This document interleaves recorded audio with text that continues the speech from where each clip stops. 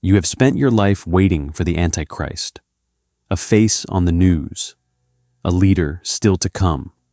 He is not coming. A man in the Bible wrote it down 2,000 years ago. Even now, he said, there are many antichrists. Many, present tense. Already here. You have been waiting for the wrong one, and the right one never left. There is a chair in Scripture that almost nobody checks. Paul says the man of sin is sitting in it right now, and it is not inside any building. Something has been sitting in it your whole life, and you have never asked it who it is. People have been naming the Antichrist for 2,000 years. Emperors, popes, generals, presidents. That is not bad luck. It is the wrong kind of answer, and I know the objection already in your head. Is this about to hang on one clever foreign word? No. The proof is a verb and a room and a question nobody asks about that room. If he is already here, what kind of thing is he? And whose chair is that? If this is the kind of thing you want done properly, subscribe, hit like, and send this to somebody who has spent 20 years scanning the news for a face. Start with John, because John is the only writer in the whole Bible who uses this word at all. Not Revelation, not Daniel, John. And he uses it in 4 passages, in 2 short letters. Here is what he tells them. Little children, it is the last time. And as ye have heard that Antichrist shall come, even now are there many antichrists. Read that slowly, because he is not correcting their timing. He is correcting their arithmetic. They had been taught to expect one. He tells them there are many, and that the many are here now. Then he says it again, in case it did not land the first time. That spirit of Antichrist, whereof ye have heard that it should come, and even now already is it in the world, even now already. That is not one man's arrival. That is a description of something that is running. And notice the word he reaches for, spirit, not king, not empire, not beast, spirit, something that works through people instead of showing up as one. And John adds one more detail that almost nobody quotes, and it is the one that should stop you. He says they went out from us, but they were not of us. He is not describing an army massing on a border. He is describing people who were already inside the room. That is a strange thing to say about a coming world dictator. It is a very ordinary thing to say about something that starts on the inside and only shows what it is much later. And Jesus says the same thing in Matthew 24. He does not warn about a false Christ. He warns about false Christs, plural, not one imposter at the end of history, a category of them. So, we now have 3 separate passages written by 2 different men, all saying there is more than one. And John adds 2 things Matthew does not. It is here already, and it behaves like a disposition rather than a person. That is the first thing you were owed, and the whole waiting business loses the thing it was built on. Nobody is coming. Something is running, which leaves a harder question sitting exactly where the old one used to be. If it is not a man, and it is not an empire, why is it named after the one it is not? And that is where the word finally earns its keep. The word is Greek, antichristos, 2 pieces. Everybody knows the first piece. Anti, against, opposed to. That is a real meaning, and it is the only one most of us were ever handed. But anti carries a second meaning in Greek, and it is just as ordinary as the first, in place of, instead of, substituted for. You already use it that way in English without noticing. When a substitute teacher walks into the room, they are not fighting the teacher. They are standing where the teacher stands. Nobody declares war. Somebody just takes the spot. And Christos is not a surname, it means anointed. And in that world, to be anointed was to be marked out, set in place for a role. Put the two halves together in that second sense, and the word stops describing an enemy. It describes a replacement, not the opponent of the real one, the stand-in for the real one, something that does not want to defeat the true thing, something that wants to be mistaken for it. Now here is the part I promised you. I am not going to let that stand on its own, because it should not stand on its own. A decode that rests on one word in a language you do not read is exactly the kind of thing you should be suspicious of. And if that is where this ended, you would be right to walk away. So treat the word as witness number one and nothing more. It opens a door. It does not carry the case. Watch what happens when we stop reading the word and start reading the verb. 2 Thessalonians chapter 2. This is the passage every end-time chart in every church basement is built on, and it is worth reading as though you had never seen it. Paul writes that the day will not come except there come a falling away first, and that man of sin be revealed, who opposeth and exalteth himself above all that is called God, so that he as God sitteth in the temple of God, showing himself that he is God. Read the verbs in the order he wrote them. Opposes, exalts, sits, shows himself. Two of those four are exactly what you would expect from an enemy. The odd one is not, sits. He does not besiege the temple. He does not burn it. He does not stand outside it and shout. He walks in and takes the seat. And then he presents himself as God. He does not fight for the name. He claims it. That is not an invasion. That is an impersonation. An invader wants the building. An imposter wants the name. An invader has to be resisted. An imposter only has to be caught. And a few verses later, Paul does exactly what John did.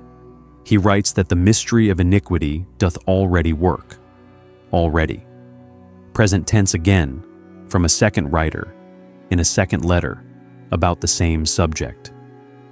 The thing everybody files under future is filed by both of these men under now. Two different letters, two different writers, the same timing signal in both. Already. And now the second meaning of anti is not a word study anymore. It is a description of behavior sitting right there in the text, in plain English, in your own Bible, whether or not you ever learn a single word of Greek.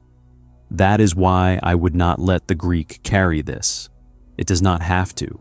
Everything in this decode, every passage, every correspondence, and tonight's practice, organized into one printable study guide.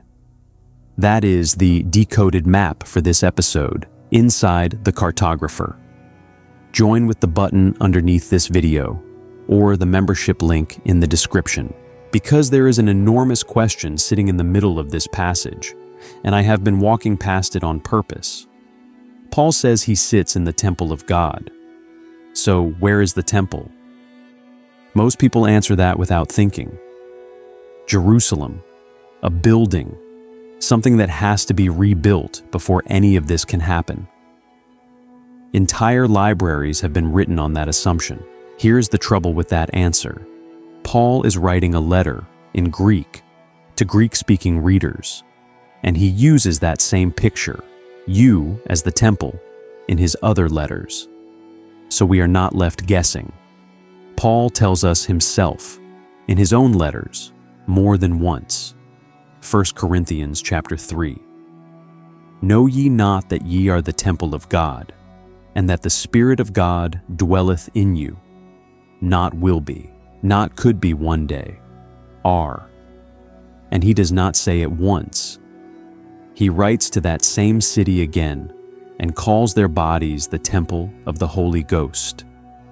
He writes a second letter and calls them the temple of the living God. different wording every time, the same picture every time. He is not reaching for a nice image. He is telling them what they are. It is not a slip of the pen or a nice metaphor. It is his settled position, stated plainly more than once by the same man who wrote the passage about the seat. So, put the two sentences beside each other, both from Paul, and read them as one. Something sits in the temple of God and shows itself that it is God. You are the temple of God, and Jesus points at the same room. In Matthew 24, he talks about the abomination of desolation standing in the holy place. And then the text does something it almost never does. It stops and says, "Whoso readeth, let him understand." It breaks off to tell the reader, understand this. Do not just read it. The text itself flags that this image is not to be passed over flat.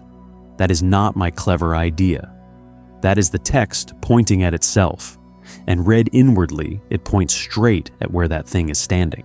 Nobody has to argue you into the rest of that. You just did the last step yourself, and you did it faster than I could say it. And if this way of reading feels familiar, it should. Bill Donahue spent decades pointing people at the Bible as a map of what is happening inside a person, rather than a record of what happened to somebody else. I am not doing anything clever here. I am doing the part that usually gets skipped, because saying the temple is you is where almost everyone stops. And stopping there is what turns this into a slogan instead of a discovery. It feels like an answer. It is actually a doorway, and people keep standing in the doorway congratulating themselves. So do not stop. Walk in and look at the chair. Somebody is sitting in it right now.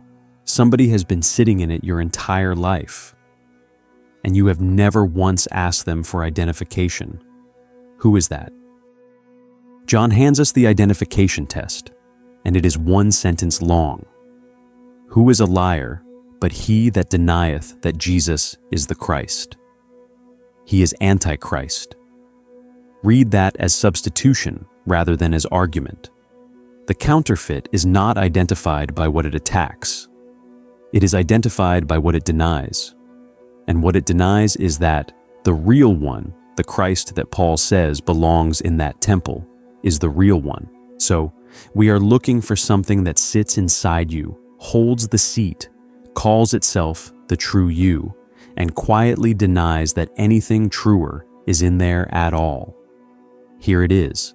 The thing sitting on that seat is the voice in you that says, I, not your body, not your ability to think.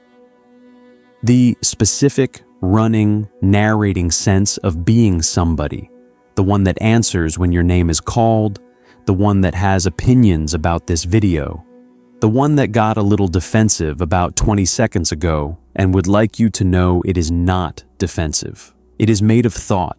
It gets assembled fresh every morning before you are properly awake, out of memory and habit and whatever you are worried about that day.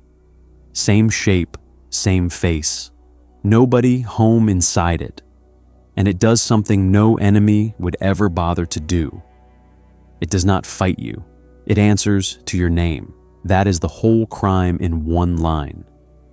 It is not attacking the seat. It is sitting in it, wearing your face, and it has been doing your believing for you. Which means the 2,000-year search has a punchline. Everyone has been scanning the horizon for the one who is coming. The one you have been waiting for. You have been being. And notice what just happened to the fear in this topic. A prophecy you can do nothing about has quietly turned into an occupant you can. That is not a smaller story than the one you were told. It is the first version of it you can actually act on, which leaves the only question that matters now. How do you get something off a seat when it is wearing your face? Paul answers it, and his answer is the least violent thing in the whole passage. He writes that the Lord shall consume him with the spirit of his mouth, and shall destroy him with the brightness of his coming. brightness, not a sword, not an army. Light. You do not fight the thing on the seat. Fighting it is just one more activity it gets to do while sitting there, and it is very good at that one. You look at it. That is the instruction. And the passage says it twice, because it also says the man of sin has to be revealed. Revealed does not mean destroyed. Revealed means seen. And this is where it stops being poetry, because the body does something you can measure. There is a network in your brain that runs when your attention is loose, and it is busiest when you are telling yourself the story of yourself. Researchers call it the default mode network. Brain scans of experienced meditators at Yale found it quieter than in people who had never trained attention at all. Trained attention appears to lower activity in the parts of that network that keep the self-story running. That is one strong line of research rather than a closed case, and be exact about what it covers. It backs what happens when you watch. It does not prove the decode, because the instruction and the mechanism turn out to be the same instruction. Look at the occupant. So, here's what you do tonight. Sit down somewhere quiet after the house goes still. Do not try to empty anything. Do not try to fight anything. Just wait. Within a few seconds, the first I will arrive. I should get up. I am not doing this right. I wonder how long this takes. I am not sure this is for me. Do not argue with it. Do not agree with it either. Just watch it walk in and take the seat, the way you would watch a cat get on the furniture. Then ask one question and do not answer it with words. Who is watching that? Because whatever is watching that eye is not the eye. It is watching. It was there before that thought arrived, and it is still there after it leaves. It has never once had to announce itself, and that is exactly why the loud one has kept the chair for so long. Sit with that a few minutes a night, and the seat changes hands. Not because you threw anybody off it, because you finally noticed who was already standing there. This episode's Decoded Map is waiting for cartographer members through the join button below or the link in the description. And if the imposter has been sitting inside you this whole time, then the other thing you were told to watch for. The mark on your hand and your forehead deserves exactly the same second look. That video is on your screen now. The mark of the beast isn't coming. You were born with it. It goes after the same false expectation from the other side, and it will show you where that mark has actually been sitting since the day you were born.